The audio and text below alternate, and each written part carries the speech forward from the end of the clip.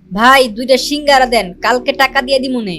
কি রে প্রেমিস, তুই আমাদের কলেজে পড়ালেখা কইরা তুই ফুটপাতে এসে 20 টাকা সিঙ্গারা খাইতেছস, তাও আবার বাকিতে? আহারে, তোর জন্য আমার অনেক কষ্ট হয়। আচ্ছা চল তুই আমার সাথে, আমি তোরে আজকে একটা 5 স্টার হোটেলে নিয়ে খাওয়ামু। প্রিমিস গরিব হওয়ার কারণে কলেজের ছেলেমেয়েরা প্রিমিসকে নিয়ে অনেক মজা করে, অপমান করে। আজকে কলেজের একটি বড়লোক মেয়ে বিলকিস প্রিমিসকে বাকিতে সিঙ্গারা কিনতে দেখে ফেলে, আর সেটা দেখে সে প্রিমিসের সাথে মজা নিতে থাকে আর অপমান করতে থাকে। প্রেমিস, মানলাম তুই গরিব ফকির, তো কি হইছে, আমার কাছে তো অনেক টাকা আছে, প্রতিদিন কুত্তারে খাওয়াই, আজকে তরে খাওয়ামু। আমি তোরে যেই রেস্টুরেন্টে নিয়ে যাইতাছি এইটা তুই জীবনে চোখেই দেখোস নাই।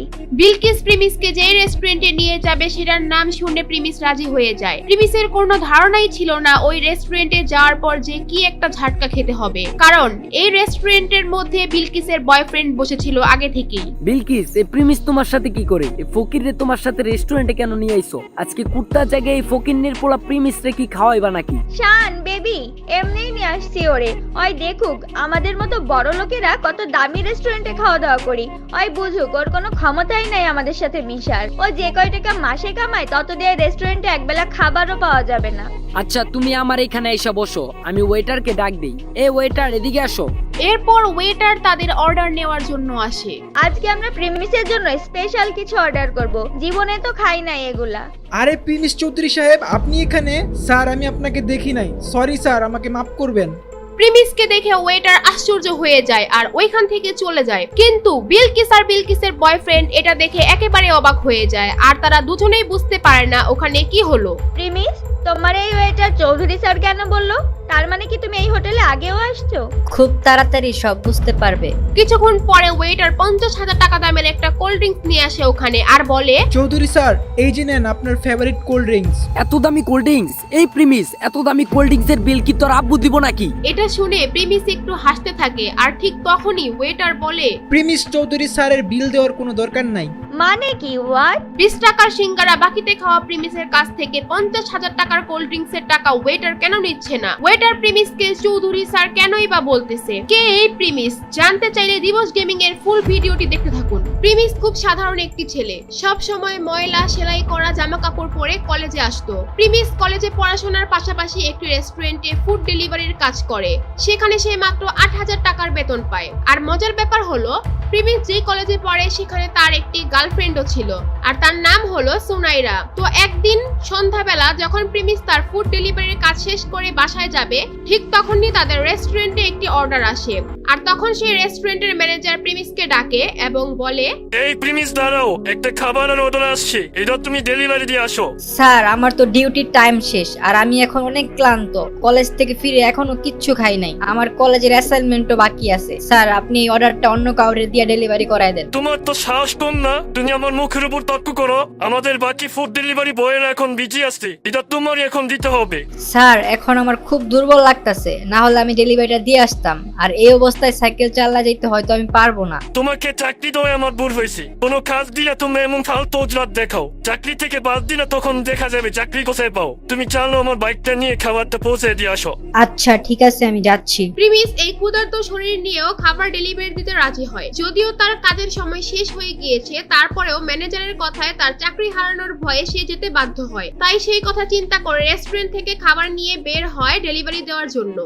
A few moments later. আরে কত সুন্দর বাইক! ইস, এরকম একটা বাইক যদি আমার থাকতো, এই বাইক দিয়ে সোনাইরাকে নিয়ে ঢাকা শহরে অলিতে গলিতে নিয়ে ওকে ঘুরতাম।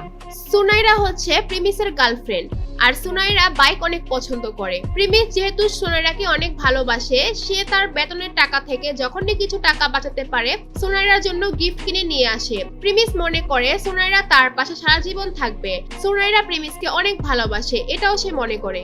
আর তারপর প্রিমিস ফুড ডেলিভারি দেওয়ার জন্য তার গন্তব্যে পৌঁছে যায়, আর সেটি ছিল একটি দামি হোটেল।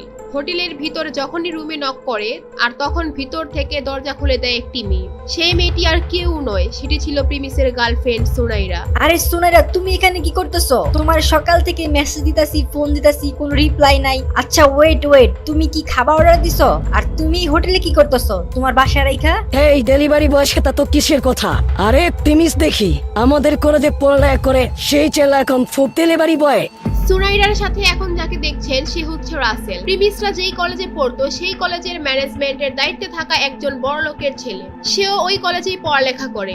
সুনাইরা, তুমি এখানে কি করতেছো ওর সাথে? তুমি আমার মেসেজে রিপ্লাই দিচ্ছ না, ফোন ধরতেছো না, আর এখন তুমি এখানে বসে আছো ওর সাথে। সুনাইরার তখন আর কিছু লুকানোর থাকে না, তাই সুনাইরা বলে, তোর সাথে আমার ব্রেকআপ। তোর মতো ফকুন্নি ছেলেদের সাথে ওদিন রিলেশন করছি, এটা তোর ভাগ্য। তোর তো একটা বাইক কেনার সামর্থ্য নাই, আমাকে কোথাও ঘুরতে নিয়ে যাস না। তোর মতো ফকিনের পোলার সাথে কে রিলেশন রাখবে রে? প্রিমিস সুনাইরার কথা শুনে যেন তার মাথায় আকাশ ভেঙে পড়লো। প্রিমিস সুনাইরাকে নিয়ে এত স্বপ্ন দেখতো, আর সেই সুনাইরা তার সাথে এই কাজ করলো। প্রিমিস একদম নীরব হয়ে ওইখান থেকে চলে আসতে থাকে। সারাদিন না খাওয়া, তার মধ্যে এত বড় ধাক্কা, সে একদম ভেঙে পড়ে। আর ঠিক তখনই কাহিনীতে আসে নতুন টুইস্ট। তার ফোনে একটি মেসেজ আসে, আর সেখানে লেখা থাকে প্রিমিস চৌধুরী আজকে থেকে তার অভাবী জীবন থেকে মুক্ত, আর তার ব্যাংক অ্যাকাউন্টে 500 কোটি টাকা অ্যাড হয়েছে, এবং সে তার পরিবারের গরিবী পরীক্ষায় পাশ করেছে। আপনারা হয়তো ভাবছেন এটা আবার কিসের পরীক্ষা। চৌধুরী ইন্ডাস্ট্রির একমাত্র ছেলে ছিল প্রিমিস। তাদের চৌধুরী পরিবারের একটা নিয়ম ছিল, তাদের পরিবারের ছেলেদের তারা ছোটবেলা থেকেই সমস্ত সম্পত্তি ও টাকা পয়সা থেকে বঞ্চিত করে দেয় এবং গরিব অবস্থায় ছেড়ে দেয়। একটা সময় গিয়ে যখন তাদের 21 বছর বয়স পূরণ হয়, তখন তারা তাদের সমস্ত সম্পত্তি ফিরে পায়। আর সেই দিনটি ছিল আজকে। কি হবে এখন? কি করবে এখন প্রিমিস? কি হতে যাচ্ছে প্রিমিসের সাথে?